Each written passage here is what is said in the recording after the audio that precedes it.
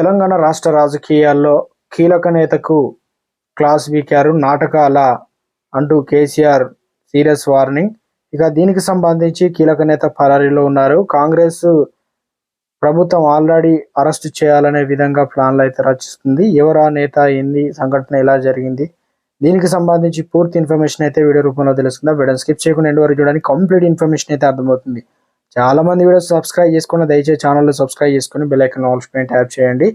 Like చేయడం మర్చిపోతున్నారు, like చేయండి. లైక్ చేయడం వల్ల ఇటువంటి ఇంపార్టెంట్ ఇన్ఫర్మేషన్ చాలా మందికి రీచ్ చేసిన వారు అవుతాం. బీఆర్ఎస్ చీఫ్ ప్రతిపక్ష నేతపై ఘాటు విమర్శలు చేసిన సీఎం రేవంత్ రెడ్డిని దూషించిన వ్యవహారంలో చెన్నూరు బీఆర్ఎస్ మాజీ ఎమ్మెల్యే బాల్కా సుమన్ పై మంచిర్యాల పోలీస్ స్టేషన్లో కేసు నమోదైంది.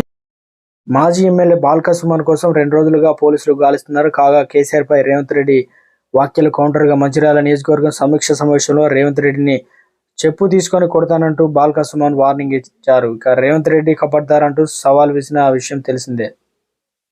తెలంగాణలో ఇప్పటికే బీఆర్ఎస్ నేతలు వర్సెస్ సీఎం రేవంత్ రెడ్డిగా మారిపోయిందనమాట. చెప్పు చూపెట్టడం, అంతకంటే ముందు సీఎం పదవిలో ఉండి ఇలా మాట్లాడడం తగదనే విధంగా మొత్తానికైతే పరారీలో బాల్కా సుమన్ అయితే ఉన్నారు. ఇలా అనడం సరికాదని పిలిచి మరి క్లాస్ వీక్నట్టు తెలుస్తుంది.